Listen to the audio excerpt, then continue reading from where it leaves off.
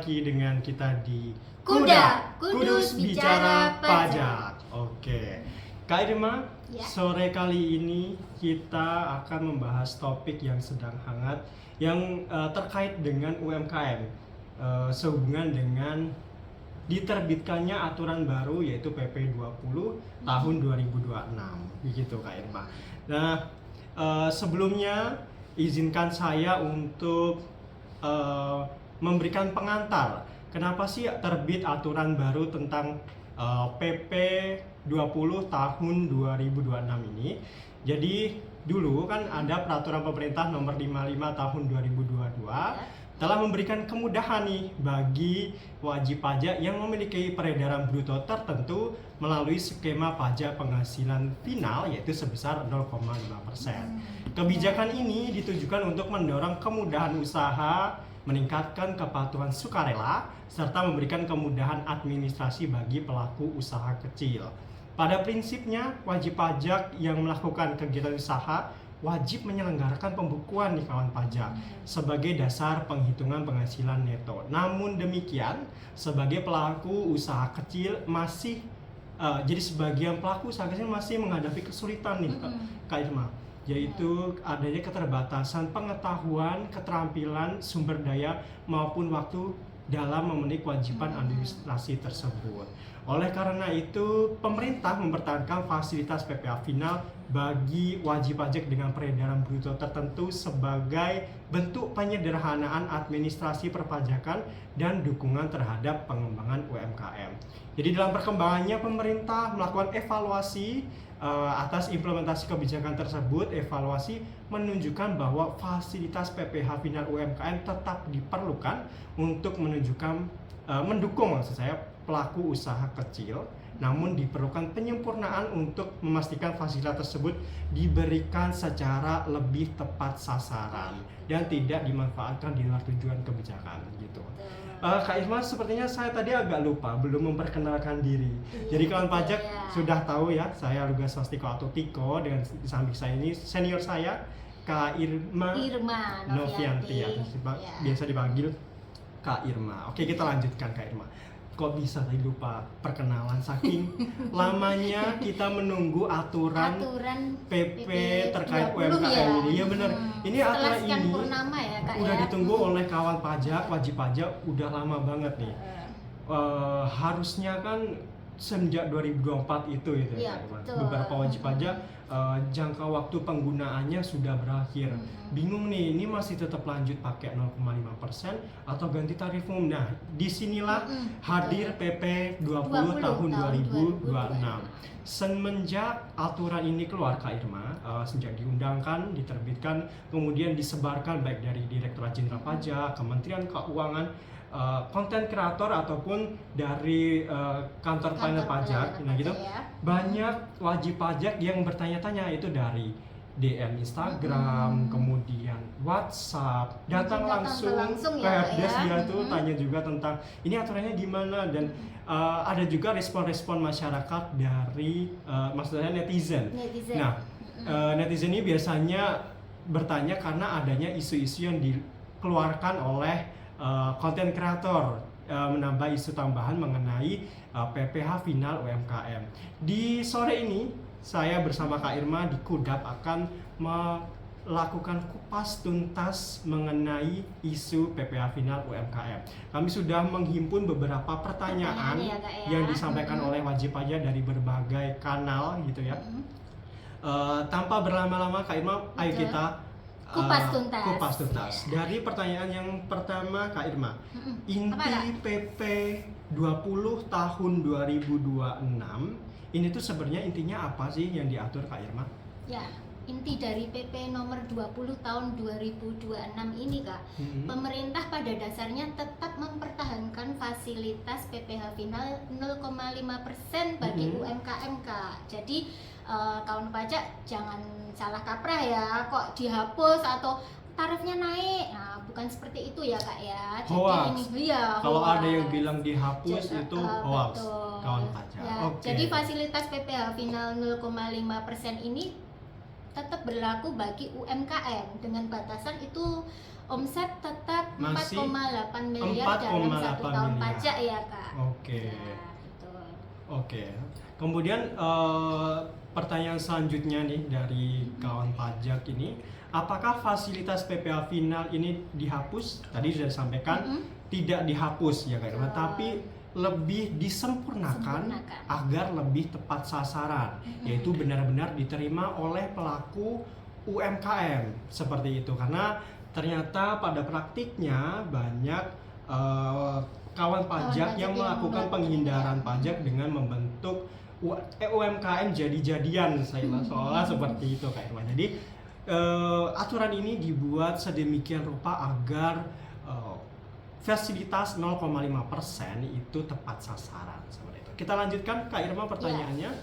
Apakah tarif PPh final UMKM berubah? Berubah nggak Kak Irma? Tentu tidak Kak. Tidak. Kawan pajak perlu mengetahui tarif PPh final UMKM ini tetap, yaitu sebesar 0,5%. Oke. Kalau batas omset 4,8 miliar itu berubah benar atau nggak Kak Irma? Itu tidak juga. Tidak ya, betul. kawan pajak. Batas peredaran brutonya tetap sesuai itu tadi, batasan 4,8 miliar dalam 1 tahun pajak. Seperti itu.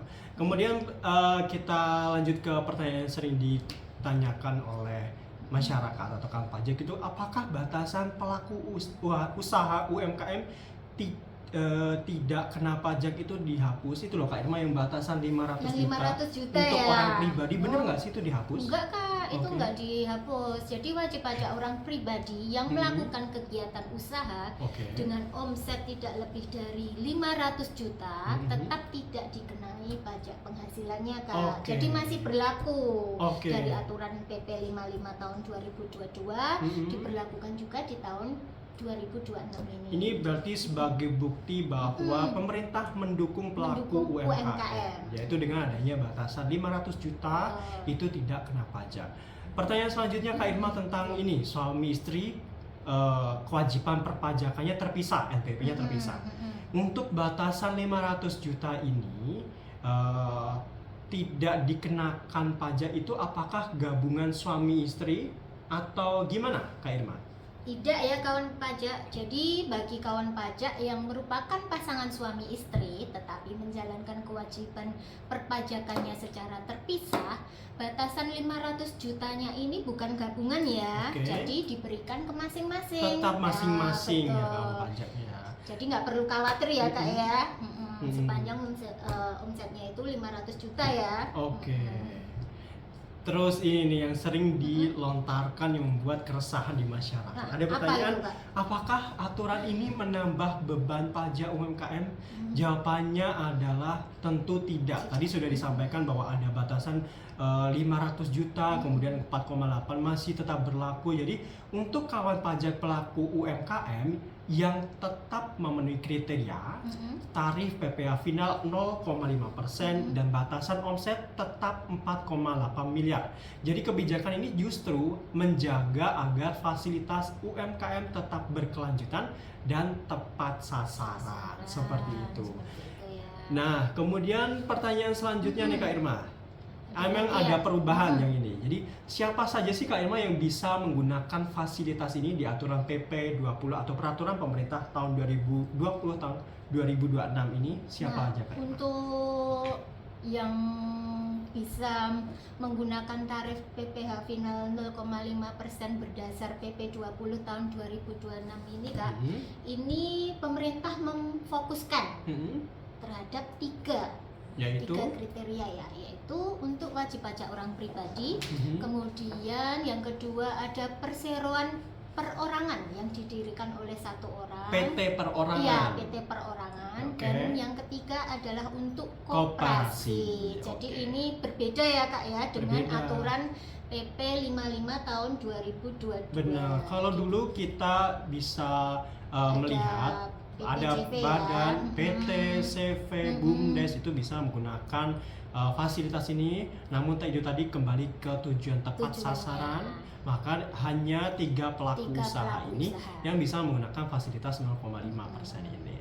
Oke, kita lanjutkan Kak Irma. Ya. Apakah semua wajib pajak orang pribadi dapat menggunakan fasilitas ini? Tidak otomatis, Kak. Oke. Jadi wajib pajak orang pribadi yang dapat menggunakan fasilitas ini hanya yang sepanjang memperoleh penghasilan dari usaha. Usaha. Nah, kemudian memiliki peredaran brutonya itu tidak melebihi 4,8 miliar dalam Lagi-lagi 1 tahun 4,8. pajak ya. Oke. Kemudian tidak termasuk dalam Kelompok kelompok yang yang dikecualikan. dikecualikan. Jadi Oke. ada 3 syarat itu, Kak. Oke, berapa lama Kak Irma jangka waktu PT perorangan atau wajib pajak orang pribadi menggunakan fasilitas ini? Kalau dulu kan diaturnya 7 7 tahun ya. betul. Kalau sebelum terdaftarnya sebelum 2018 maka dihitung dari tahun pajak 2018. Kalau setelah 2018 maka misalkan terdaftar 2020 maka 7 tahunnya dihitung dari 20. Nah, 2020 gitu. Nah, kalau di aturan ini apakah masih ada ketentuan itu penggunaan jangka waktu 7 tahun? Nah, kawan pajak ini perlu berbahagia ya, perlu happy lah. Kenapa tuh? Karena nggak ada batas waktunya, Nggak Kak. ada batas Jadi waktunya. berlaku permanen Permanen. selamanya ya. Jadi semakin jelas ya Betul. arahnya aturan ini tuh untuk mempermudah pelaku usaha UMKM. Tapi itu tadi Kak, sepanjang memenuhi ketentuan yaitu omsetnya tidak 4,8 miliar dalam 1 tahun pajak. Jadi silakan pelaku usaha gunakan fasilitas ini sebaik-baiknya selama seumur hidup, seumur hidup, terutama untuk wajib pajak orang pribadi. Gitu. Kita lanjutkan, itu tadi isu pentingnya jadi berlaku permanen. Kita lanjutkan pertanyaan selanjutnya. Mengapa fasilitas difokuskan kepada kelompok tersebut? Yaitu tadi kan orang pribadi, PT perorangan dan koperasi. Kenapa si CV, firma, PT dan BUMDes tidak lagi menjadi penerima fasilitas ini? Nah, karena fasilitas ini ditujukan untuk memberikan kemudahan administrasi perpajakannya, Kak, kepada pelaku usaha yang memerlukan penyederhanaan dalam perhitungan kewajiban perpajakannya.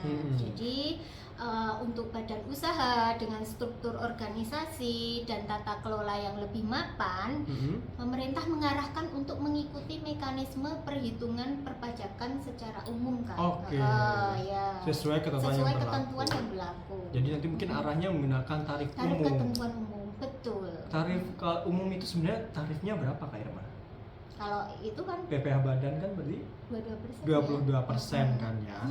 Itu turun ya. Sebelumnya tarifnya malah 25%. Ada lagi tuh fasilitasnya pakai 31E. Jadi seolah-olah 11% dengan batasan yang diatur dalam pasal 31E. Jadi ada yang mendapat fasilitas ya. Jadi masih ada tingkatan-tingkatan fasilitas. Jadi nggak langsung lonjat 22%. Kan isunya tuh, wah badan sekarang tarifnya harus jadi 22%. Nggak benar, masih ada tingkatan pasal 31E itu. Gitu Kak Fatya. Kita lanjutkan Kak Irma. Apakah perseroan perorangan tetap dapat menggunakan fasilitas ini? Iya. Tadi udah disampaikan. Masih bisa. Oke, kita lanjutkan. Apakah koperasi tetap dapat menggunakan fasilitas ini? Tadi sudah disampaikan juga. Tentu tetap saja bisa. masih bisa. Nah, kita lanjut ke koperasi nih. Tadi kan kita udah bahas tentang orang pribadi gitu kan, tentang koperasi. Bagaimana kalau koperasi yang terdaftar sebelum terbitnya aturan ini jangka waktu penggunaan PPh final UMKM-nya sudah berakhir? Kita contohkan misalnya Kak Irma ya. Dia UMKM Koperasi Merah Putih mungkin ya. Oh iya, betul. Dia terdaftar di 2021. Di aturan dulu itu berlakunya 4 tahun ya, 2021 22 23 24 harusnya kan berakhir di 2024 tapi di aturan ini diberikan kelonggaran ya betul di ketentuan peralihannya di PP 20 ini ya kelonggarannya di periode 24 sampai 29 ya Kak ya. Betul. Jadi nanti koperasi tersebut bisa menggunakan tarif PPh final 0,5% itu sampai dengan tahun pajak 2029 gitu ya. Jadi kurang lebih ketentuannya seperti ini kan pajak, yaitu yang koperasi yang jangka waktunya berakhir di rentang waktu 2024 sampai dengan 2029 itu boleh menggunakan ketentuan ini sampai dengan tahun pajak 2029 sepanjang ya ada ketentuannya yaitu masih memenuhi kriteria yaitu tentang 4,8 miliar tadi gitu. Kurang lebih singkatnya koperasi yang terdaftar sejak tahun 2021 ya. Dan tahun pajak setelahnya bisa menggunakan ketentuan ini sampai dengan tahun pajak 2029 seperti itu. Kemudian Kak Irma, bagaimana kalau perlakuan bagi CV, firma, PT, BUMDes, BUMDesma ya yang sudah menggunakan fasilitas sebelum PP 20 tahun 2026 ini berlaku yaitu PP 55. Apakah langsung stop gitu aja sejak aturan ini berlaku atau gimana? Enggak Kak, mereka masih tetap bisa menggunakan fasilitas tarif 0,5% itu sampai dengan jangka waktu tertentunya Kak. Sampai dengan yang dulu itu berakhir. Betul. Jadi misalkan kalau CV ya. CV terdaftar di 2024 itu berakhirnya harusnya kapan Kak Irma? Tahun 24. Nah, Kan 4 tahunnya Kak. berarti 24, 25, 26, 27. ya, terakhir bisa menggunakan sampai tahun pajak 2027 ya Kak. Jadi nggak langsung berhenti di 2026 ini enggak, tapi masih boleh melanjutkan sampai jangka waktunya. Gitu. Kemudian selanjutnya, apakah penghasilan dari pekerjaan bebas dapat menggunakan PPh final UMKM 0,5% Kak Irma? Mohon maaf ya kawan pajak, kalau untuk penghasilan dari jasa sehubungan dengan pekerjaan bebas itu tidak termasuk penghasilan dari usaha yang dikenakan PPh final 0,5% ini Kak. Oke, mohon gitu. maaf nih kawan pajak. Ya. Biasanya kalau di Kudus ini yang paling banyak apa? Notaris, dokter gitu. Ada afiliator mungkin juga ya. Nah, itu belum bisa menggunakan ketentuan PPh final UMKM ini. Alasannya apa Kak Irma? Yaitu ya karena tarif fasilitas PPh final UMKM ini dirancang untuk pelaku usaha kecil Kak yang membutuhkan kemudahan administrasi. Sedangkan profesi berbasis jasa dan keahlian itu memiliki karakteristik penghasilan yang berbeda Kak, sehingga mengikuti ketentuan perpajakan yang sesuai dengan karakteristik penghasilannya. Misalnya pekerjaan bebas yang nggak boleh pakai fasilitas ini tuh yang kayak gimana Kak? Pekerjaan bebas yang nggak boleh pakai tarif final ya, contohnya bisa dokter, pengacara, arsitek, akuntan, notaris. Kemudian ada PPAT ataupun seniman, olahragawan itu nggak boleh Kak menggunakan tarif UMKM. Ya, mohon maaf nih Kak pajak. Jadi menggunakan tarif ketentuan umum ya Kak ya. Jadi misalnya tadi dokter ya. Dokter memperoleh penghasilan dari praktik dokter. Kemudian penghasilan tersebut kan pekerjaan bebas tadi kan. Bebas. Dan tidak boleh menggunakan PPh final UMKM ini kan. Namun kalau si dokter ini jualan alat kesehatan, usaha kan berarti, boleh nggak itu pakai ketentuan PPh final UMKM ini? Boleh Kak. Boleh nih Kak. Tadi ya, tapi sepanjang peredaran brutonya tidak melebihi 4,8 miliar. Jadi meskipun pelaku usahanya juga merupakan pelaku pekerjaan bebas, itu atas penghasilan dari kegiatan usaha boleh menggunakan PPh final UMKM. Begitu kan Pak. Jadi ada sedikit kelonggaran, bukan kelonggaran, tepat sasarannya memang untuk usaha, jadi bukan untuk pekerjaan bebas. Kita lanjutkan Kak Irma. Lanjut Kak. Apakah semua perseroan perorangan tadi PT itu, PT perorangannya dapat menggunakan fasilitas? Enggak semua, jadi ada pengecualiannya ya kawan pajak. Misalnya nih perseroan perorangan yang didirikan oleh wajib pajak orang pribadi yang memiliki keahlian khusus dan menyerahkan jasa yang sejenis dengan pekerjaan bebasnya, itu tidak termasuk wajib pajak yang dapat menggunakan fasilitas UMKM ini Kak. Jadi misalkan nih tadi ya dokter itu ya, atau mungkin konsultan ya.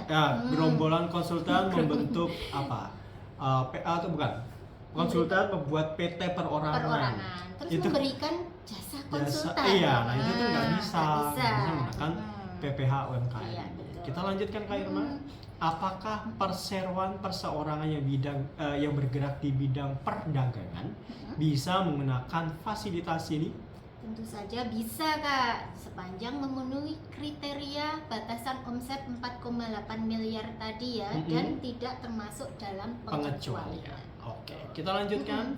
Apakah omset perseroan perorangan atau PT perorangan ini digabung dengan omset pemiliknya? Nah, ini aturan baru Kak Irma. Betul sekali. Jadi di aturan PP 20 tahun 2026 ini perhitungan omsetnya berbeda Kak. Oke. Nah, omset sekarang dihitung dari omset wajib pajak orang pribadi dan seluruh perseroan perorangan yang dimilikinya itu digabung Kak untuk menentukan apakah total peredaran brutonya itu melebihi 4,8 miliar. Nah, kenapa nih kok digabung omsetnya? Nah, penggabungan ini dilakukan dengan tujuan untuk memastikan batas 4,8 miliar mencerminkan kapasitas ekonomi yang sebenarnya dan mencegah itu terjadinya pemecahan usaha. Itulah tujuan aturan ini dibentuk. Gitu. Kemudian yang dimaksud peredaran bruto di aturan ini apa Kak Irma? Ya, peredaran bruto yang dimaksud dalam PP 20 ini adalah jumlah keseluruhan peredaran bruto atas penghasilan dari usaha dan jasa sehubungan dengan pekerjaan bebas dalam 1 tahun pajak Kak.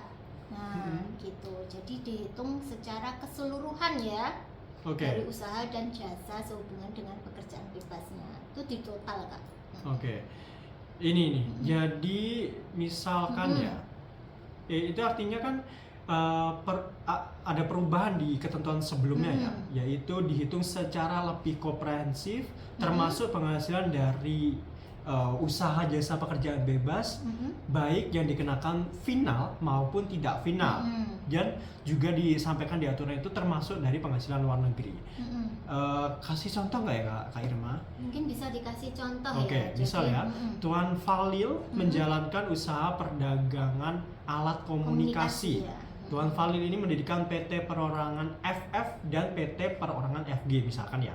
Udah nyambung belum nih Kang Pajak. Jadi Tuan Falil punya 2 PT perorangan, FF dan FG. Tapi Tuan Falil juga jalani kegiatan usaha. Jadi ada 3 sumber penghasilan. Keseluruhan peredaran bruto atas penghasilan usaha yang diterima atau diperoleh Tuan Falil, PT Perorangan FF dan PT Perorangan FG itu di jumlah totalnya misalkan ternyata udah melebihi 6 miliar. Padahal tadi batasannya yang diperbolehkan 4,8 miliar. Kita kan tadi menghitung untuk ketentuan yang terbaru kan ini harus digabungkan. Kalau dulu kan cuma masing-masing ya Kak Irma ya. Kalau ini karena pemiliknya utamanya si Tuan Falil, jadi di total semua dan misalkan ternyata ini udah lebih dari 4,8 miliar, maka si Tuan Falil, PT Perorangan yang didirikan dan PT yang didirikan setelahnya. Jadi kalau misalkan si Tuan Falil buat PT lagi nih, PT Perorangan lagi, ini tidak termasuk wajib pajak yang dikenakan PPh final bersifat final UMKM ini begitu. Kita lanjutkan Kak Irma. Mengapa fasilitas penghasilan pekerjaan bebas ikut dihitung nih? Kenapa nih? Mungkin resah juga di masyarakat. Itu tadi karena perhitungan peredaran bruto ini dimaksudkan untuk mencerminkan kapasitas ekonomi wajib pajak secara lebih utuh Kak. Jadi meskipun penghasilan pekerjaan bebas itu sendiri nggak dikenakan tarif UMKM ya. Jadi untuk mencerminkan kapasitas ekonomi. Oke. Lanjutnya Kak Irma. Ya, lanjut. Misalnya sebuah usaha memiliki penghasilan dari persewaan gedungan itu dikenakan PPh final ya. PPh final tersendiri ya. Misalkan orang itu juga ada usaha dagang juga. Apakah keduanya dihitung dalam omset batasan 4,8 tadi? Ya, betul. Tetap dihitung Kak. Dihitung. Jadi untuk menentukan batasan 4,8 miliar pada tahun berikutnya itu jumlah keseluruhan peredaran bruto atas usaha tersebut dihitung, termasuk yang penghasilan dikenakan PPh final tadi Kak, yang atas sewa bangunan ya. Oke, termasuk berarti. Iya, termasuk. Lanjut kita tanyakan, ini mungkin bagi Pak Sutri nih Kak Irma. Bagaimana penghitungan omset bagi Pak Sutri atau suami istri yang memiliki perjanjian pisah harta? Apakah penghasilan anak yang belum dewasa juga ikut digabung? Jadi kan misalnya Kak Irma dan suami masing-masing menjalankan usaha gitu ya misalkan. Terus ada perjanjian pisah harta ya.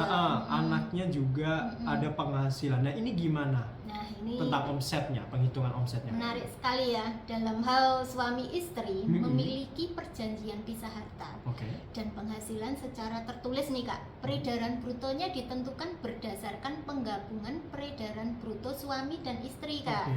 Jadi termasuk dalam penggabungan peredaran bruto suami istri adalah peredaran bruto dari penghasilan anak yang belum dewasa sesuai ketentuan perpajakan. Jadi digabung Jadi digabung. Oke Kak Irma. Bentar, aku mau cek lagi masih banyak nggak ya pertanyaan dari kawan pajak? Kayaknya masih nih Kak Irma. Banyak ya. Kita lanjutkan ternyata. Lanjut. Iya. Bagaimana perlakuan bagi wajib pajak orang pribadi yang masa fasilitasnya berakhir pada tahun pajak 2024 Kak Irma? Itu gimana nih? Kelanjutannya perlakuannya ya.